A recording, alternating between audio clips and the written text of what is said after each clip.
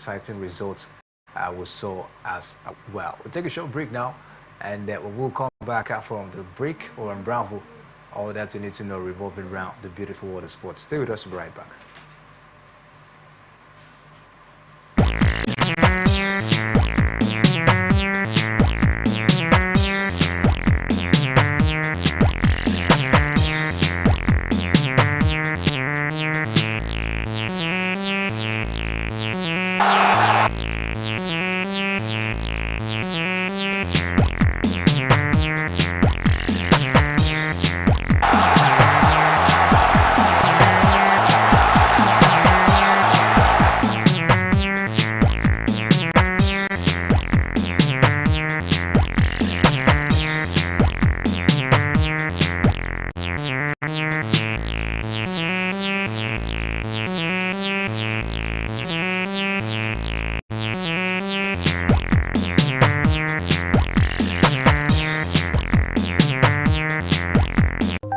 Welcome back, Steve. I have Emmanuel Michael. Good evening to you, Michael, and welcome to the show. Yeah, it's a top-notch evening to you, Kingsley, and good evening to our viewers. They're always a pleasure talking sport right here on ATN. Michael, it's been an impressive one, talking about the National Youth Games. We've seen teams like Delta State, teams like Lagos, you talk about Ekiti, Edo, and as well as Kano, Kaduna as well, putting up some impressive performance in the ongoing National Youth Game. Though you say early days, but what do you make of the bright start for some of the states? I think it's been very, very commendable and very impressive for some states out there. States like Kaduna, states like Imo, states like Kogi.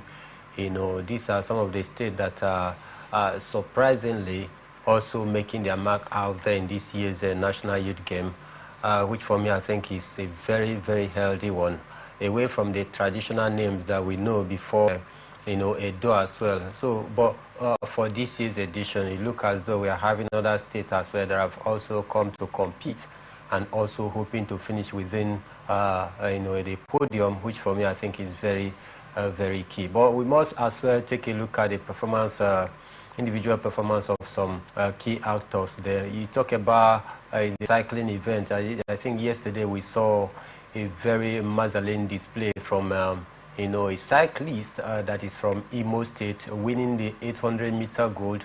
Talking about Daniel, Sunday Daniel, which for me I think it was an impressive one. We need these kind of people to also continue to develop and also hoping to pass through the national senior national level, because this year's edition of the Paris Olympic Game, we actually had two representatives in the cyclist event. We also saw how it panned out.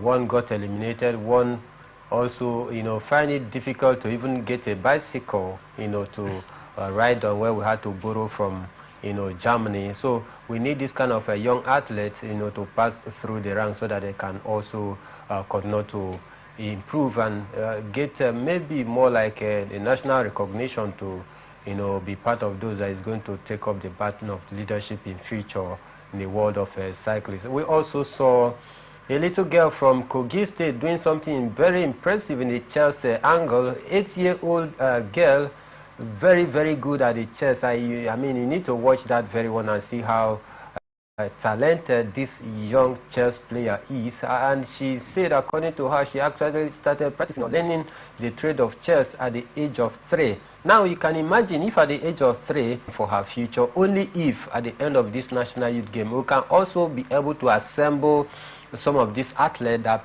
put up a top-notch performance in different sporting disciplines this year's National Youth Game, and possibly groom them in future. It will be for the benefit of the country at large. Then again, you talk about other things that is happening. The Minister of Sport a few days ago sound a stern warning for some of the state or athletes that want to also use the age cheating to be part and parcel of this edition. But yesterday, the news broke out that we are having some issues or challenges in terms of age falsification. So, which for me, I think we need to also look into that seriously right now, because the essence of this competition is to discover young talent. If you begin to cheat at this tender age, a time will come if in future we are heading for any major championship competition out there for an underage group, and if you falsify your age to take part in this under 15 age, if you are, for example, 19 or 20 now, you falsify your age just to take part in this very one, what happens if you are going for national competition or international competition that will require the MIR test before you could take part in it? It means that you are going to be flushed out of the system, because the MIR will actually dictate your real age, and that is how the country will suffer loss courtesy of you trying to manipulate your age in order to take part in this year's edition. So away from that, I think it's been a very, very healthy competition among states out there, jostling for, you know, the top-notch honor, which is making sure that they finish within the podium. Impressive one, of course, it is Delta State. Lagos, of course, doing well in swimming this time, and you see a very impressive one. But looking at the medals table as today, Delta State, of course, is staging that high level of dominance. Michael, it is 22 gold medals for Delta State, 9 silver and 14 bronze medals. They are topping the table. They are being followed by Edo State, second with 10 gold medals, 6 silver and 13 bronze medals. Also, Lagos at third after putting up that impressive performance, of course, in swimming. Third with 8 gold, 9 silver and 14 bronze medal. And Oyo are fourth now with about 7 gold medal, 4 silver and, of course, 0 bronze for Oyo State. And we have Kwara State, the fifth state down there with about 7 gold, 3 silver and 4 bronze medal.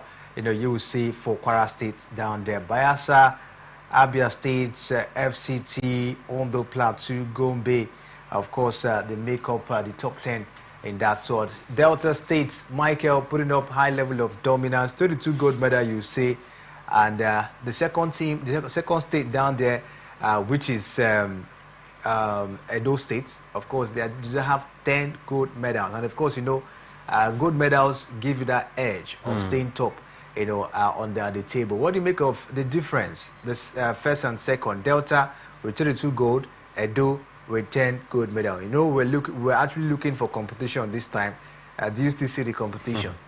Well, for me, I think for Delta State, they continue to show the world the reason why they actually got the nods to host the National Youth Game back to back, because I think they have the necessary facilities on ground to make this one happen big time.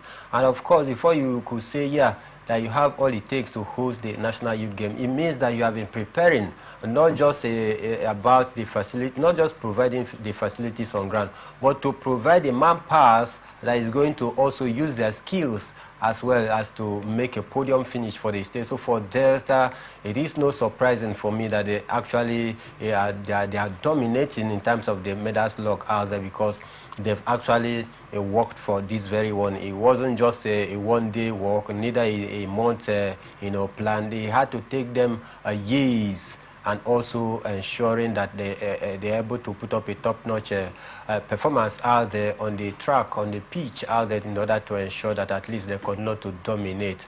I think for me, it clearly shows the gulf in class between other states like Lagos State, Bayelsa, who also is not doing bad, those states as well not also doing bad. So for me, I think very impressive display from you know, this state. About 12 goals disparity, you know, I mean, the margin is too much, and this should be a challenge for other states out there to begin to live up to the expectations, so that we see each state giving them a run for their money, so that it doesn't look one-sided, you know, stuff every year that the National Youth Game comes up, one name or two possibly comes to your mind as the people or the state that is going to top the medals log. I think for me, it will become very, very, you know, stereotypical. All right, away from the National Youth Games this evening, wife of the president, Senator Oluremi Tinubu, has commended Team Nigeria to the just concluded 2024 Paralympics in Paris. France stressing that their stellar performance has shown the true meaning of perseverance, dedication, and true sportsmanship. The First Lady spoke while receiving The athletes and officials led by the Minister of Sport Development, Senator John Waneno, in her office at the State House in Abuja. The gold medalists received $20,000 each. The silver medalists were rewarded with $10,000 each. While bronze medal winners also received $5,000 for their efforts this time. Michael, what do you make of the gesture from the First Lady to the para-athletes? I think for me, the gesture is quite, on point because for reward for the Paralympians, I think it's something that we need to take very serious because I tell you, they've done impressive work for the country. They've actually been able to put the country's name on the map when it has to do with the Paralympic Games. Since their maiden appearance in 1960, where the Paralympic game kicked off, I think they've actually lived up to the billing, racking a total of 80 medals before this year's Paralympic game, which they were able to win 7 medals, making it 87 in all since the history of the Paralympic game, which is a far cry compared to what we are seeing from their able-body counterpart, where since their history, it has been 27 medals in all. In fact, this year's edition was the worst in a very long time right now, where we actually went there without coming back with anything. So for me, the reward system is something that we must sustain for the Paralympians, having also represented the country meritoriously. Every time they are called to duty, they give out their all with such a perseverance and dedication, with such a zeal and readiness to do the country proud. These people must be commended, not just commendation with handshake, but with substance that can actually, transform their life for good. I think for $20,000 for the gold medal is very, very good for me by the wives of the president. I think for me, we need to sustain this gesture so that they continue to also be able to do the country proud. Because if they remember that at least they have something to fall upon whenever they come back after they do pretty well out there in the Paralympic game, then there will also be need for them to up their ante, ready to rack up more medals whenever they go for the Paralympic games out there. So for me, I think it's very, very commendable. Of course, a cherry one from the First Lady. We hope that the athletes will be very much motivated at this point in time to make sure they do well come next, Paralympic competition. But away from that, London Norris drove an extraordinary race to catch and pass title rival Max Verstappen as his McLaren teammate Oscar Piastri won an engrossing Azerbaijan Grand Prix. The race ended under a virtual safety car after crash between Red Bull Sergio Perez and Ferrari Carlos Sainz, who collided while disputing third place with 2 laps to go. Piastri pulled off an audacious pass on Charles Leclerc, who had led from pole position to take the lead.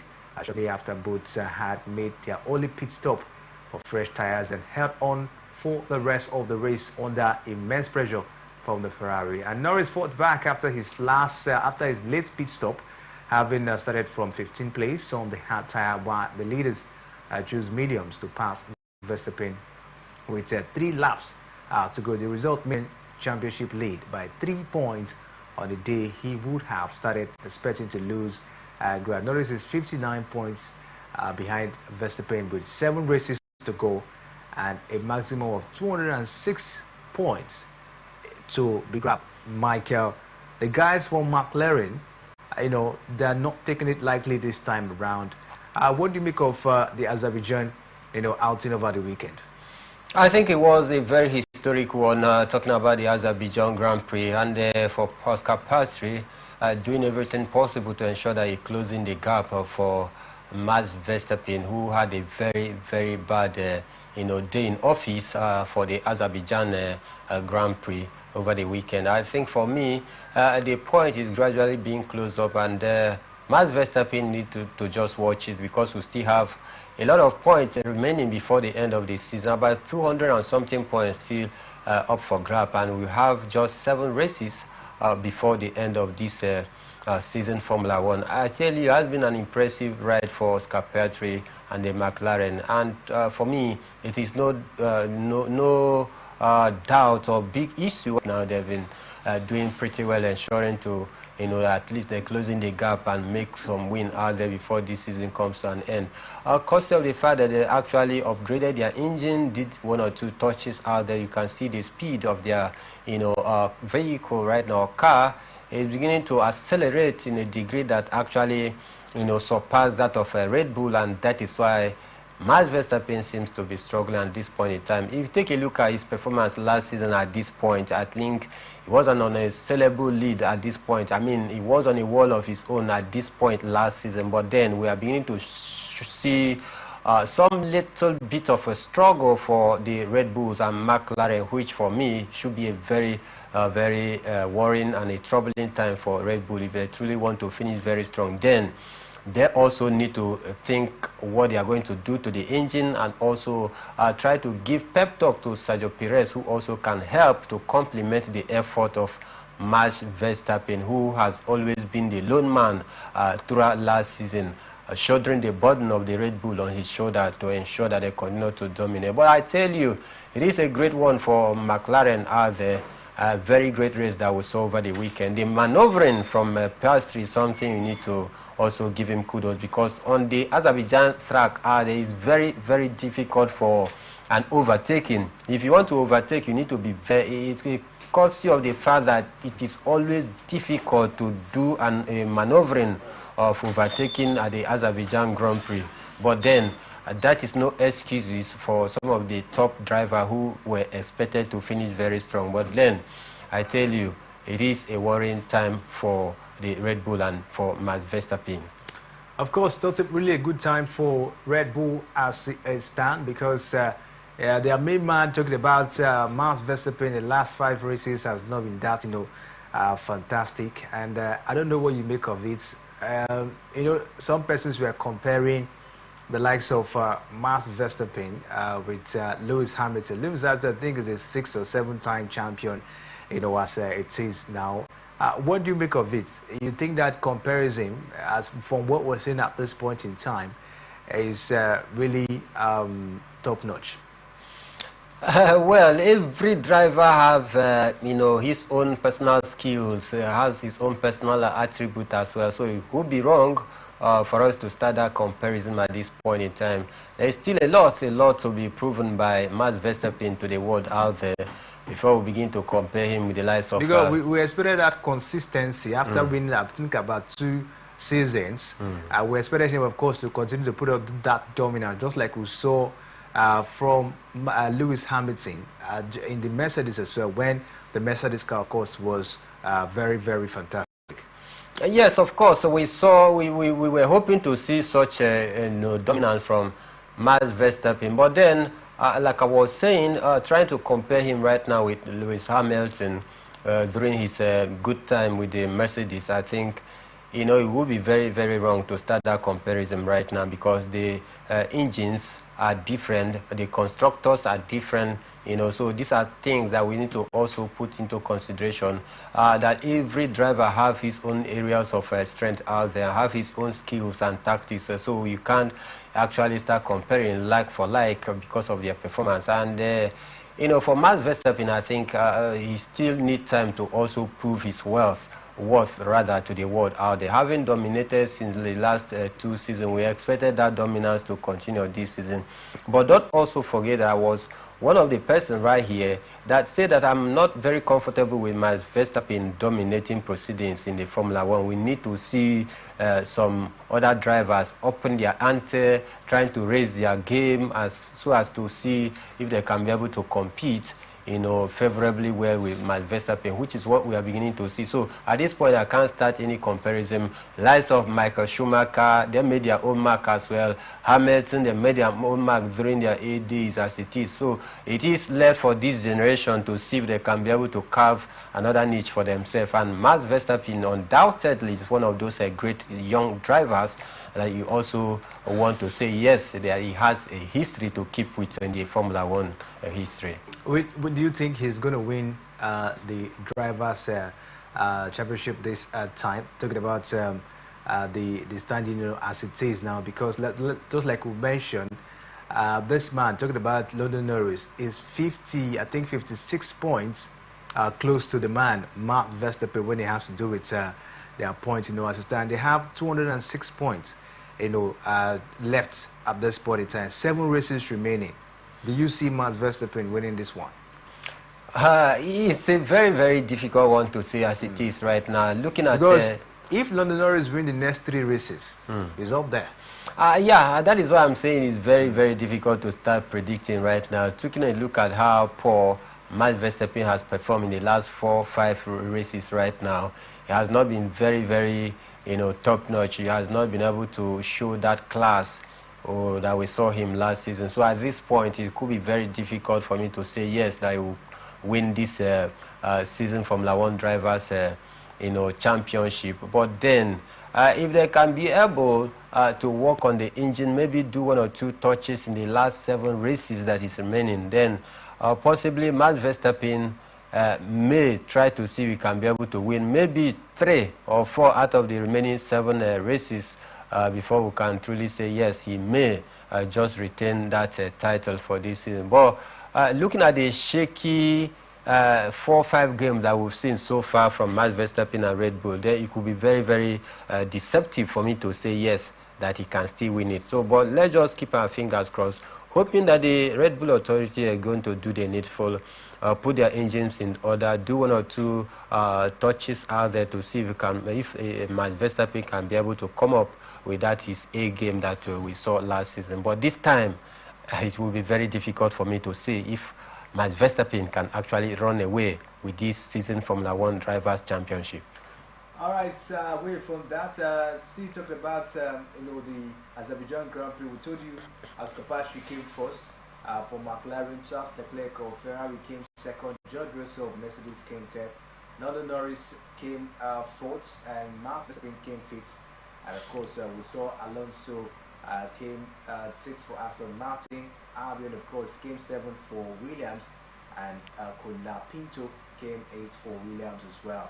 Hamilton came at 9th position. Behrman, of course, rocked the bottom above the number 10 for Ferrari down there. I don't know what you make of it.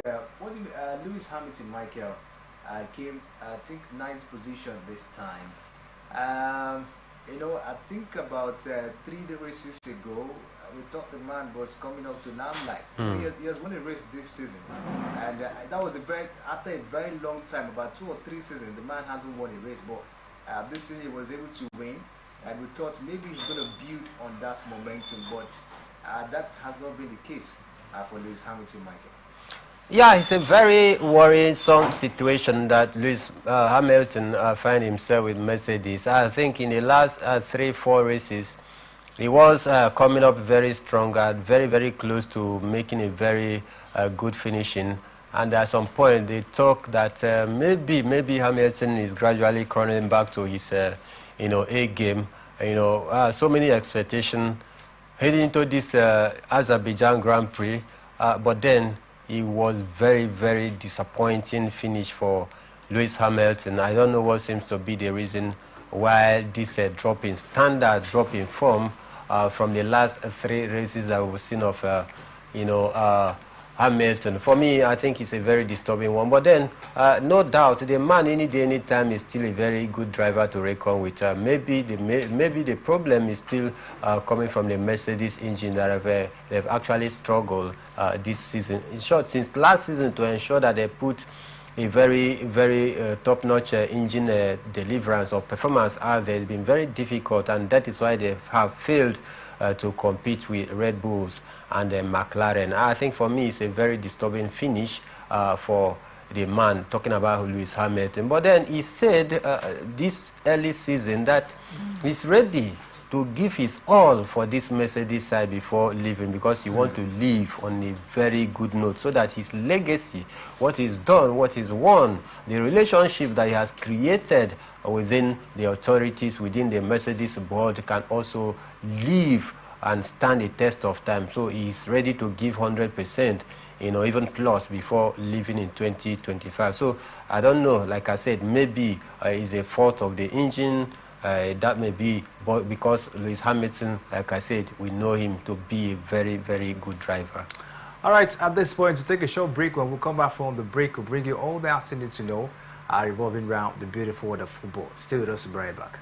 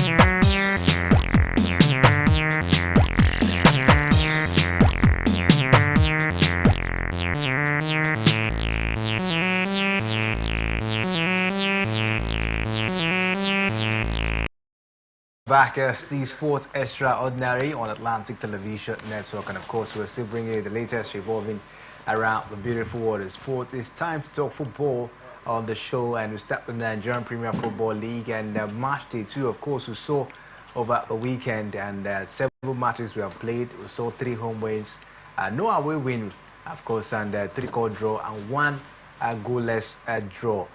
Michael, what do you make of it? Total number of 14 goals scored a match between the Nigerian Premier Football League. What do you make of the statistics in match day 2 of the MPFL?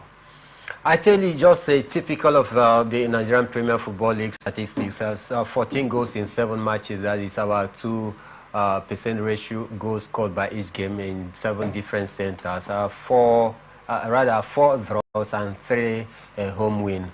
I think for me, not a bad one, but then the draws were too much. Not even a single away win, and for me, it calls for concern because we are talking about improving the league. There is need for a team to start picking all 3 points away.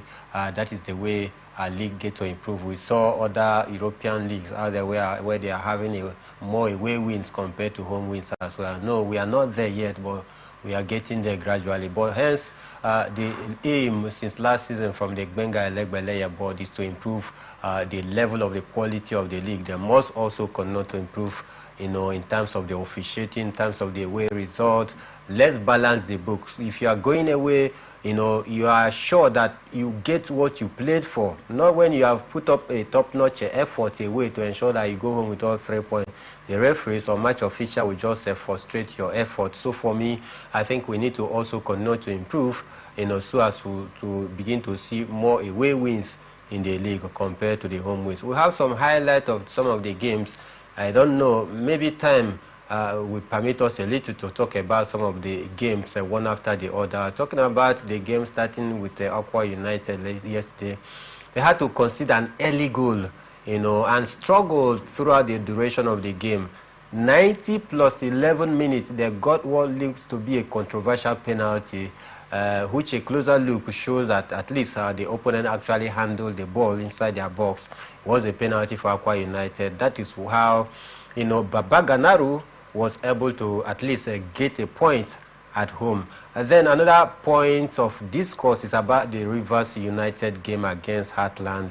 Emmanuel Amunike meeting up with Finidi George on the touchline. It was a very, very good scene for us to behold 2 of these ex-players for Super Eagles being on the touchline, adding their own value for the development of Nigerian Premier Football League out there. Emmanuel Amunike losing his 2 game back-to-back after losing the Oriental debut to Enyimba over last weekend. I think he was coming to give Rivers United and Finidi George a run for their money out here, but then it wasn't to be as they crumbled to the firepower of Rivers United. For Finidi George, it was an impressive start for him at the Adokia Masemaka Stadium. 3 goals scored, considered just 1 in that game. It was impressive display. They need to also continue to build on this impressive result going forward. All right, let's see how it goes. But talking about a team like Remo Stars, the beat Sunshine Stars by 1-0. Finidi George putting up a very impressive performance for Rivers United, beating Heartland 3-1 in that one. But Michael, this is the Emmanuel Amunike everyone was clamoring to coach the Super Eagles of Nigeria. 2 games, 2 defeats for him with Heartland. I don't know what you think would be the reason for the poor result in the last 2 games. I think for me, the truth is not quite far from what has been happening at Heartland. He saw how political interference actually caused them their stay in the league last season, where they actually went to relegation. They came in this time around taking the slot of Beyond Limit FC, courtesy of the extant laws that governs the league that doesn't allow 2 club ownership to float their team in the Nigerian Premier Football League. So they got a couple of players, this season, talking about Heartland. And with just few weeks before the start of the new season, you are bringing in a lot of players into the team out there. How do you intend to blend this team? How do you intend to pass your own clear philosophy to these players so that they can gel? Because players need time for them to train together, understand themselves together, so that at least if you are playing with your teammates, at the close of the eye, you can actually detect or know the runs that your teammate is making so that you can be able to lay the pass at the appropriate place. This thing happens when you have stayed for a long time trying to train together with your teammate so that you get to understand yourself properly. Let there be that chemistry. Then on a match day, you can just go out there and deliver because there is cohesion, there is synergy among the players, there is an understanding. They have a clear vision, a clear-cut pattern of play, and that is where the coach philosophy, gains supremacy over the players. If you don't have that latitude of time to train together with your teammate, you discover that when you are running right, your player is sending the ball to left-hand side. That does not, enhance understanding on the pitch of play.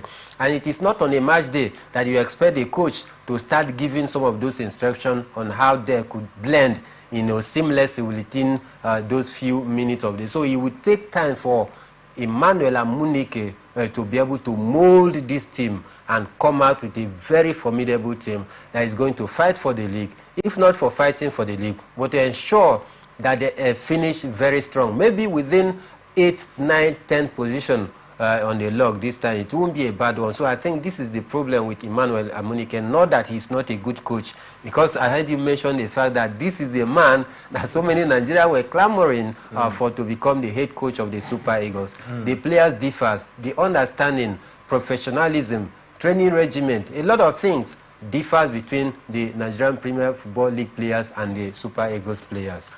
Aqua United, just like you heard from Michael, had a controversial draw against Abia Warriors. The Niger today split goalless against Nasarawa United, and Katsina United they beat Bender Insurance 2-1. Bayelsa United played 1-1 draw against Kano Pillars. Lanambuso showing his prowess down there, and Shooting Stars played 1-1 draw against Plateau United. But let's head straight down to England as we take a look at the English Premier League. Match day 4 or so, 10 matches played, 23 goals scored, 2 home wins, 5 away wins in the English Premier League. 2 score draw, 1 goalless draw, 65 yellow cards were distributed and just 1 red card. Michael, what do you make of the statistics in match day 4 of the English Premier League? Yes, wow, the yellow card ticks the box for me. Massive 60-something yellow card. I think for me, it was a record-breaking one for Anthony Taylor, the man that superintended the affairs on the center play by the, was it Chelsea? Yes, Chelsea against Bournemouth. I think it was Anthony Taylor on the, hugging the headline once more. I don't know whether to call it for the right reason or for the wrong reason this time around, because he broke a record in the English Premier League, having, issued out a 15 yellow cards in that match, with a penalty. I think for me it was a record-breaking one. Out of those 65 yellow cards, just minus 15, that was discharged by Anthony Taylor. Then you can share the rest with the rest of the teams. So for me, what an impressive start from the English Premier League. We had more away wins compared to home wins, over the weekend, which for me, it clearly tells you of how improved the English Premier League is. And no wonder it is one of the best most watched league across the globe because of the excitement, that it brings in. All right, talking about the games over the weekend, Arsenal beat Tottenham Hotspur away from home in that game. Michael, 1-0 it ended for Mikel Arteta and his men, despite missing 2 of their key players. Yeah, for me, I think Arsenal needed no excuses at all, because Manchester United last season and Chelsea, they were the 2 teams that suffered mostly for the injury to their players, rather. They had about 11 or 9 key players on their list that got injured last season. Nobody talked about that, and that is why I said that Arsenal wasn't going to cry foul just because they lost 2 of their key players that weren't part and parcel of that game against Tottenham, over the weekend. But Arsenal, they did a great job, despite absorbing the pressure for most of the time, where Tottenham Hotspur came out, riotously, trying to ask questions upon question against Arsenal. But then they kept knocking, they couldn't, find the cutting edge in order to open the scoring. And Arsenal had the opportunity, they had the time, and they took their chances coming from Gabriel Magalhaes, which for me, I think it was an impressive finish. So Arsenal, without their two key men, Declan Rice to suspension and Martin Odegaard to injury, Calafiori, not a regular per se, that you will say maybe they miss him tactically to ensure that he was able to fashion something out of nothing to block the loopholes of these two key players and ensure they get all 3 points. Thanks to that goal coming from Martinelli. A good way to keep up the pressure against Manchester City, who seems at this point to be the favourite as it is.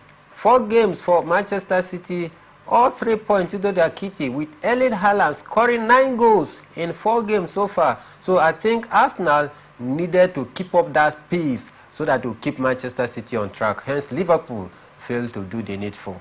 Wolverhampton Wanderers, they lost to Newcastle by Manchester United 3-0. Brighton and Hove Albion played goalless against Ipswich Town. Crystal Palace played 2-2 draw against Leicester City. Fulham played 1-1 draw against West Ham United. And Liverpool, they lost at Anfield 1-0 to Nottingham Forest. Michael, that was very, very shocking to so many football fans. Very, very shocking. I never saw this one coming. But this is football for you. Since 1967, they haven't gone to Anfield to pick all 3 points. But then, like they say, records are meant to be broken. That is what they did, against Liverpool. Thanks to that beautiful strike from Austin Odoi. It was an incredible win for them. You saw the joy and happiness on the faces of their fans out there. And for Liverpool players, you saw them in a very gloomy mood, depicting the fact that they were disappointed by their display yesterday. For Ancelotti, more like a welcome, to English Premier League. That is the message to him. Having won his previous 3 straight games, I think it's time for him to at least settle back right now, sit back and begin to find some solution to what led to them losing all 3 points at home. But like I said, this is another trying time for Liverpool. This is a testing time for Ancelotti to see if truly he is that man that has come in to take the rightful position of Jurgen Klopp. I think it is the right time that, the medias right now will begin to keep a check on him, because, the English press, this is the time that we will have to ask him many questions repeatedly, more like what they are doing to Ten Hag, that every week they continue to ask him the same question. At some point, Ten Hag get angry that he doesn't answer some of those questions again. But and Slot should get ready for this, So for me, it was a disappointing outing for Liverpool. Aston Villa, of course, they beat Everton 3-2 as Everton continued to struggle, and Bournemouth lost to Chelsea by 1-0. Away from that, we saw some impressive results from the Spanish La Liga. But talking about the Spanish La Liga, we saw about 9 matches played across different centers, 30 goals scored, and 5 home wins, 4 away wins, 47 yellow cards, 5 red cards, of course, were distributed across different centers. Let's quickly go down to the results of the Spanish La Liga, as Celta Vigo beat Real Valladolid 3-1. Girona lost to Barcelona by 4-1. Las Palmas lost to Athletic Bilbao 3-2. Atletico Madrid beat Valencia 3-0.